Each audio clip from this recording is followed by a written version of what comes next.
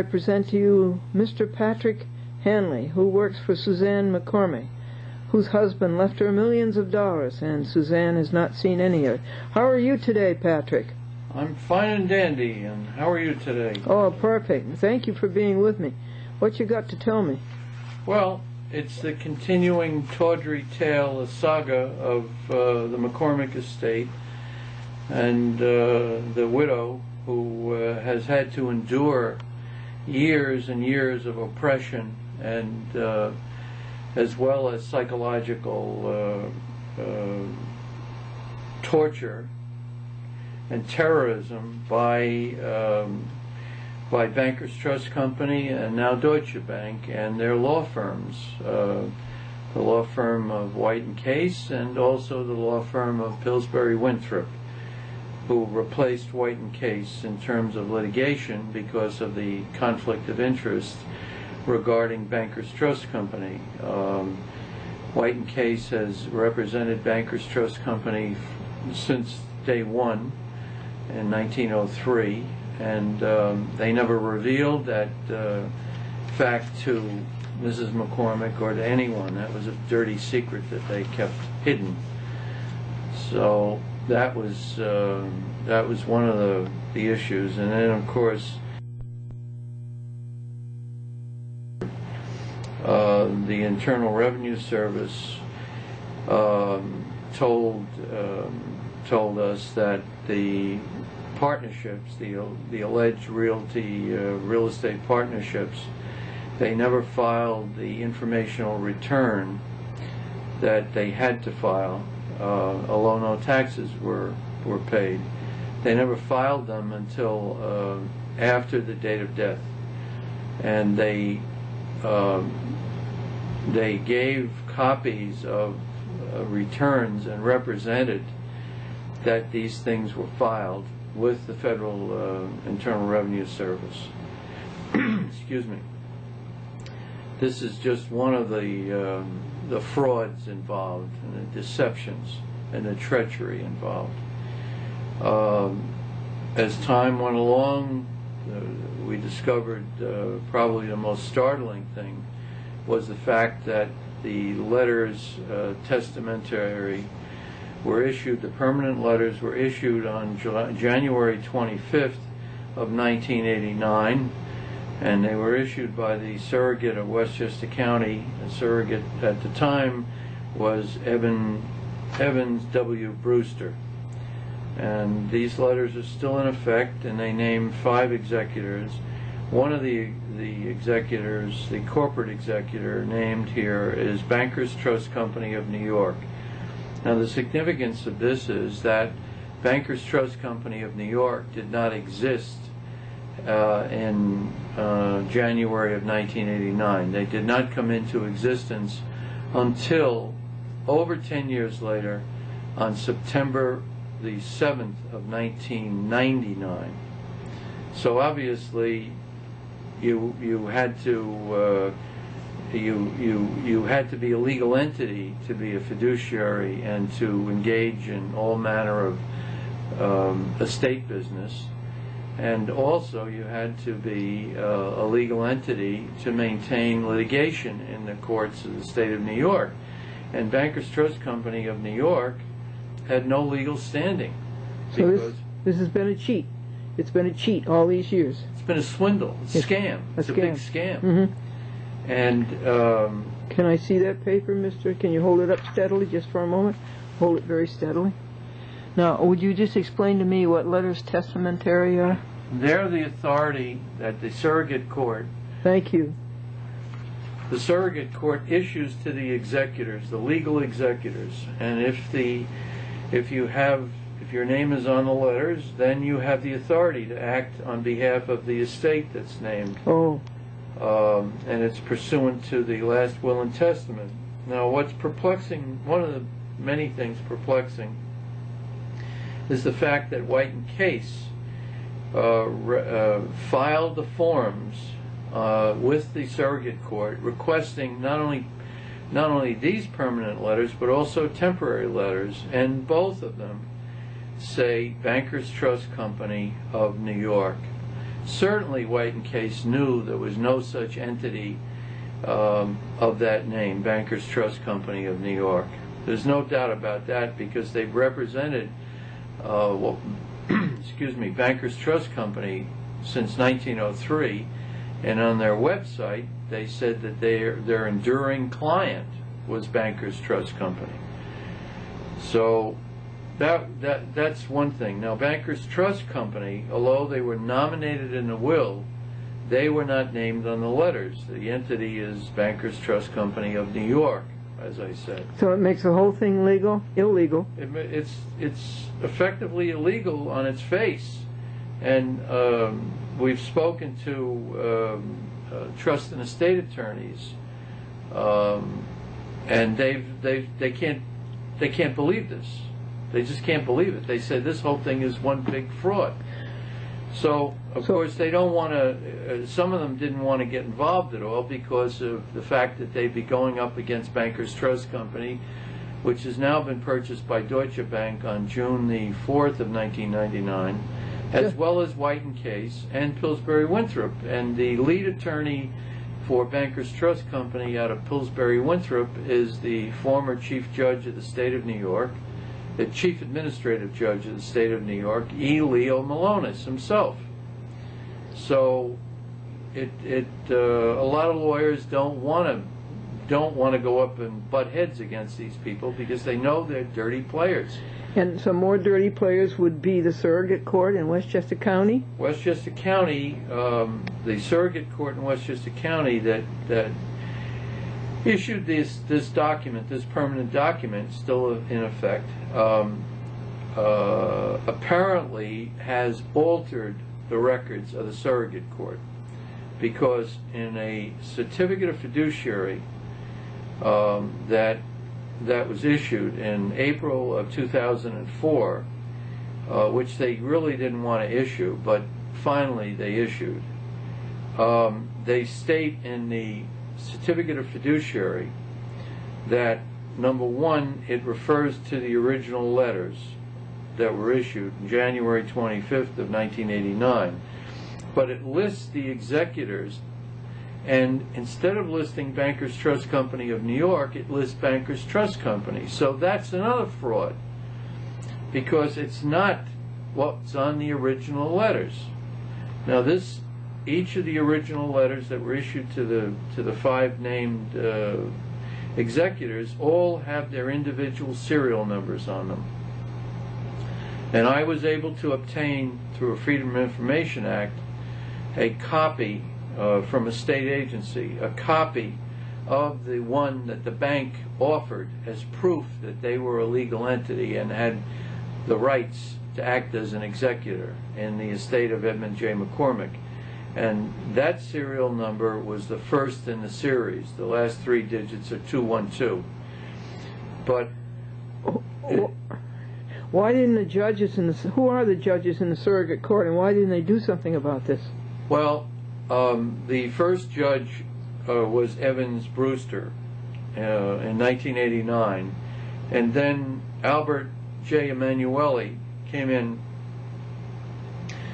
to office, I believe, in 1990 or 91, 90, I believe it was. And then during his tenure, various things happened, but and I believe that's probably when the records were altered. In around 1996, they were probably altered.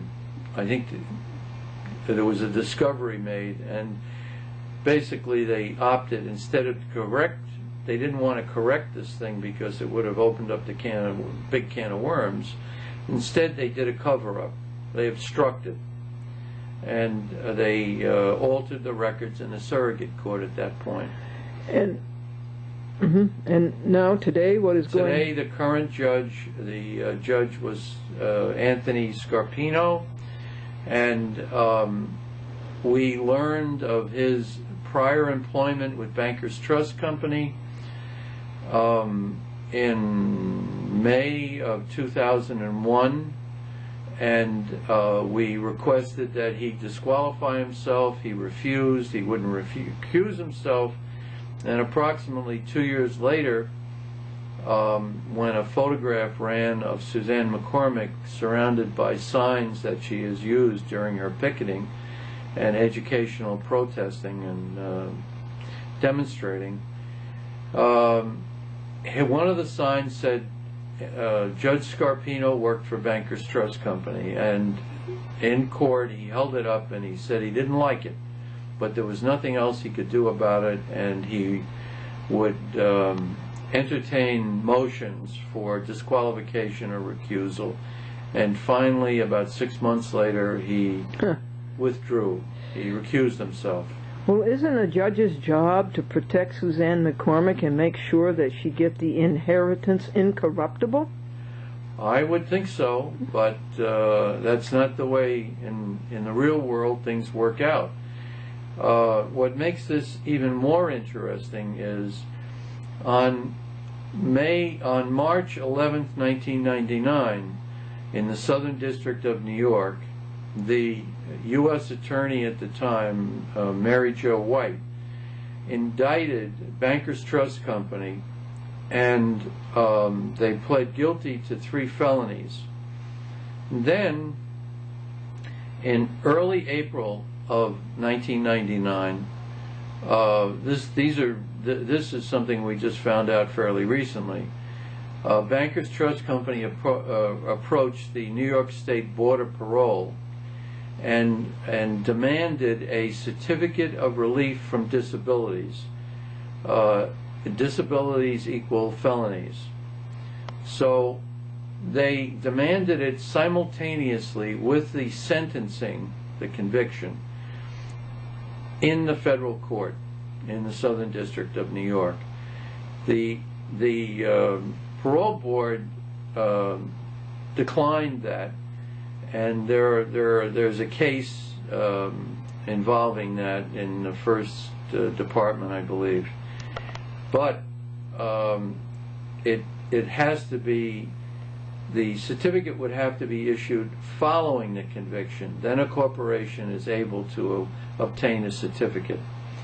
So the certificate, they were told to reapply after the conviction, and the case is Southland Corporation versus New York State Liquor Authority in 1992. Southland, that's 7-Eleven. 7-Eleven, exactly. So they reapplied, and they were trying to desperately get this thing issued at the same time as the conviction, but it didn't happen.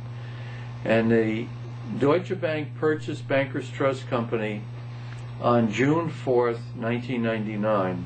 On July 26th of 1999, the sentencing took place in federal court in the Southern District of New York, and they were to pay a $16 million fine to the federal government, and they paid $3.5 million to the state of New York. Do you think that's where Suzanne's money went? I don't know. I have no idea. I just think of these trust departments as black holes. Everything goes in and nothing comes out. Yeah, right. So, that's very good. So that's just what they are. They were sentenced on the 26th of July of 1999. Now what happened was they had another problem, and the other problem was the pension funds that they had under the ERISA Act, which is a federal act involving pension funds. And they, as felons, they would not be able to administer pension funds. So they went to the Labor Department and requested exemptions. And on the 21st of July, the Labor Department of 1999, the Labor Department granted them exemptions, which were later published in the Federal Register, I believe, on July 27th of 1999. Now that means people didn't get their pensions? No. What it means is that they could continue, Deutsche Bank, effectively, because they owned the Bankers Trust Company, the felon, could continue to manage pension funds. Mm-hmm. And Bankers Trust Company was listed in there, as well as Alex Brown, BT Alex Brown, and Deutsche Bank. And Deutsche Bank, if I remember correctly, is on probation for a 10-year period as a result of all this. Now, that covered the pension fund side of the bank. However, counsel, outside T&E counsel, have informed us, Trust and Estate Counsel, have informed us that once the conviction took place, as far as trust and estates, the fiduciary side of Bankers Trust Company / Deutsche Bank, they had to shut the door, lock it, and put a sign out of business, because they had no legal authority after that point to operate as fiduciaries because of the felony convictions. And they didn't do it. They didn't do it. Instead, a certificate of relief was issued over 4 months later on December the 2nd of 1999 by the New York State Board of Parole. And actually, it is disingenuous because it states on the certificate that the certificate does not have to be accepted by an adjudicating body. In other words, a judge does not have to accept it. But, to my knowledge, no judge has ever rejected it, or court has rejected it. Now, Patrick Hanley, how is this all going to help Suzanne McCormick get the money that her husband left her?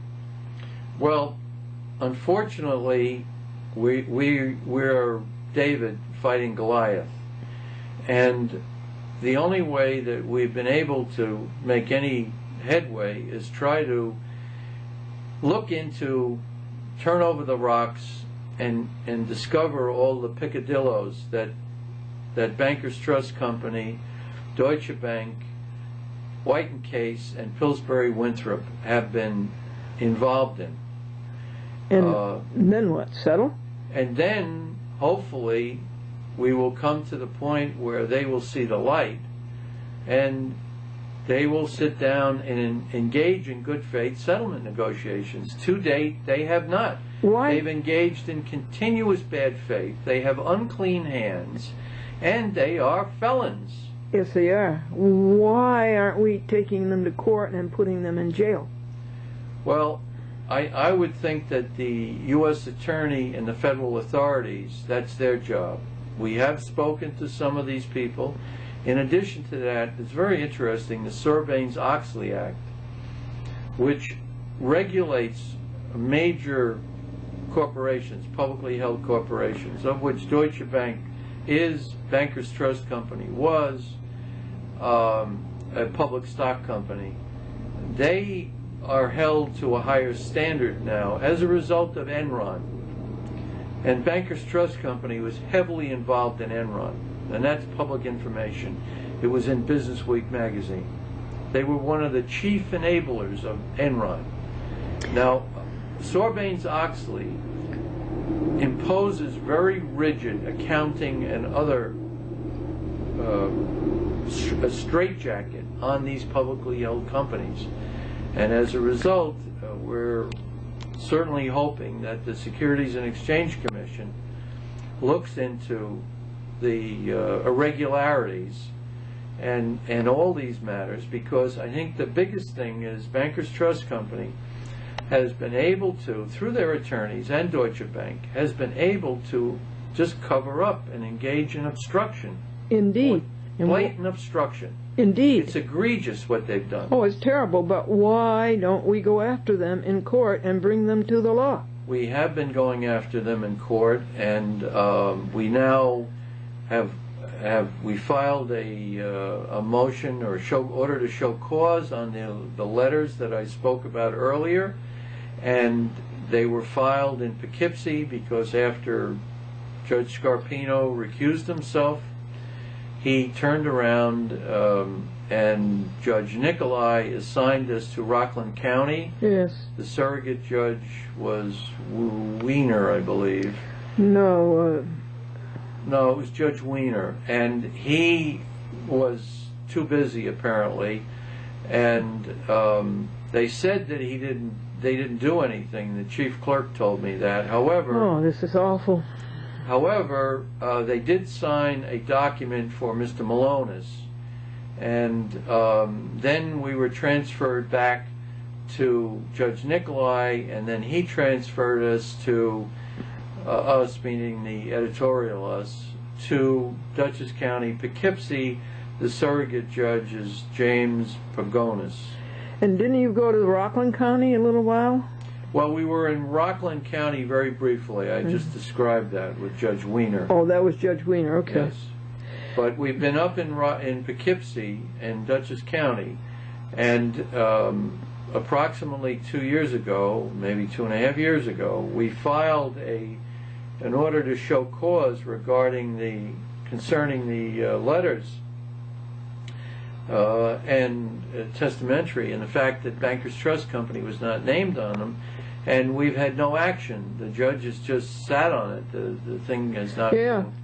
In addition to that, they've told us up there we wanted to get a copy of the minutes, like the docket sheet. They told us that they were told not to keep one. Oh, that's stupid. And in addition to that, it was put in writing by the law secretary for Oh, that's Judge stupid. That's plain stupid. Pagonis, Mr. Bernstein, no. I believe. They don't have to keep one. They were told not to keep one. When I've asked the Westchester County Surrogate Court for a copy of the minutes, I was told we don't have them. That's outrageous. I know it is. It's also probably illegal. Much more than that. It's unconstitutional. These people are employees of the state of New York judicial system, and they're getting away with this. Well, I know them all to be gangsters. Now, I want to ask you, can't you just get these people into federal court and make your complaint against them for fraud? We are, Mrs. McCormick is considering going into federal court. She has looked into it. She's spoken to various people. The problem, as far as I personally see, the problem with going into court is that these people have long tentacles, and all they do, you might as well be in handball court with these people. Yeah, but what else have you got? Well, you have the... What else do you have? You have the light of public publicity. Yes, that's and good. letting the public know exactly what a bunch of con men and frauds good for you. And grifters these people are. No. And through our picketing, people have come up to us on the street in New York on Park Avenue or 52nd Street in front of the Deutsche Bank headquarters, or on 6th Avenue in front of the White and Case headquarters, and in Palm Beach on Royal Palm Way in front of the Bankers Trust Company, now Deutsche Bank building. And they've spoken to us, they've read our leaflet, and they've said, you know what, we were going to have a trust, but after we've heard from you, and then I suggested also that they contact Standish Smith from the Heirs organization in Villanova, Pennsylvania. Heirs? Heirs, H-E-I-R-S, in Villanova, Pennsylvania. And he assists people who have problems with trusts, and he educates them. He has material and so on. And as a result of that, these people have been educated. The lawyers were trying to push them into trusts with the banks, with not only Bankers Trust Company, Deutsche Bank, but other banks. And what they didn't understand is the business model that these banks have. And the business model, it's really ingenious, and they've had this going like a well-oiled machine for years. Yes. And the business model is that an attorney will take a client and suggest to them when they're making a will, their last will and testament, that they put a corporate fiduciary on it. Or some of the bolder ones will even say, you should put me on as your attorney. Yeah. So that executor would be the attorney, God forbid. But also, if a bank is put on, let's say Bankers Trust Company or Bank of New York or one of the other large banks, J.P. Morgan or whatever, they then become the corporate fiduciary, and they are the professional fiduciary, allegedly, and they basically take control of the whole thing. But what happens is, and this is not what they don't tell you this, there is a quid pro quo with the attorney and the bank. This is a regular source of business, so that when someone dies, the bank's unwritten agreement is, a wink and a nod, what they do is they put the attorney, they assure the attorney is going to be the attorney for the estate, and then when the trust comes into effect, they guarantee that the attorney will be the attorney for the trust. Now at that point, he's no longer the attorney for the family, he's the attorney for the bank at that point, effectively, because the bank is running the trust. Now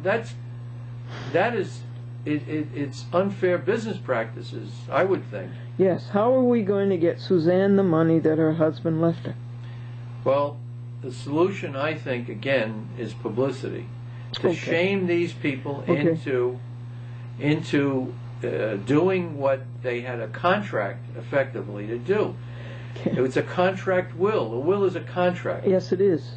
And that's something that... Shame them. I want to put them in jail. Well, I would like to put them in jail too, but if you put them in jail, they probably wouldn't be able to pay the money, or if you put them, some people have said, let's put them all out of business, which is self-defeating because... But they have to pay a fine. Well, they paid a fine for $60 million. And they pay restitution. Well, in the case of restitution, I'm not familiar with it, but the surrogate court would probably not do a lot for the people, even though the surrogate court, interestingly, is a court of equity. But it doesn't turn out to be a court of equity. It turns out to be, I know in Suzanne McCormick's case, it's been a court of inequity, not equity. Yes. And something recently came out, an individual who works for the courts and is an attorney and handled the McCormick estate in Westchester County by the name of Jody Keltz. She purchased a house from an estate that was located in Westchester County. I believe the house is located in Scarsdale, New York. It was an estate that was in the surrogate court of Westchester County. And she purchased it, and the Bank of New York was the executor of the estate. And that bank sold her the house. And her husband, I believe, bought it. Their name is on the deed from what I've read about it. And I think that's totally outrageous. Abominable. It's blatant conflict of interest. Absolutely. Self-dealing. Yes. And what's been done about it? Nothing. Nothing. No. Now, Mr. Hanley, I want to ask you this. Every one of these people has taken an oath to support and uphold the Constitution of the United States. Every one of these people has perjured his oath. That alone should end him up in jail. Well, if an attorney is an officer of the court and they have a higher bar than in other words, non-attorneys do, and certainly they violated these things, but who's going to bring them to the bar of justice? Well, we're going to make them step down. They've disqualified themselves. Well, they should have disqualified themselves. They have. But they should have stepped down. Right. Well, they didn't. Judge Scarpino did not himself. He recused himself, and there's a difference. Judge Scarpino disqualified himself when he perjured his oath. Well, okay, And he should step down, and they all should step down. I'm speaking about Judge Scarpino recusing himself in the case, in the McCormick case. But here is Jody Keltz, who was the attorney for the court, and she was intimately involved. She handled the McCormick estate, and she has this conflict with another bank, Yes. Bank of New York, and she's dealing with that bank too, I'm sure. Yes. Before I leave you, Mr. Hanley, just tell me in 3 sentences the scam that's gone on with the fake fiduciary Bankers Trust. Just summarize it for us, please. The salient fact is this: Bankers Trust Company, although nominated in the will of Edmund J. McCormick, which was drafted by White and Case and Winthrop Rutherford, is not on the letters testamentary that were issued on January 25th of 1989, and they were not listed on the forms which White and Case filed. Okay, therefore, what the entity that was listed was Bankers Trust Company of New York, which did not exist as a legal entity until over 10 years okay, so later. they're a fake fiduciary, is that it? It's a fraudulent thing, because Bankers Trust Company insists that they're the fiduciary, and at least one public document that we're aware of, they said Bankers Trust Company was formerly known as Bankers Trust Company of New York, which is an outright blatant lie. So they're not a fiduciary. They are not a fiduciary. And it's a hoax. It's a hoax, it's a scam, it's obstruction, it's a cover-up. Okay. As much as Watergate was a cover-up, this is a cover-up. So therefore, these people should be, the people that have perpetrated this on Yes. Suzanne McCormick yes, and the McCormick family should be brought to the bar of justice and should be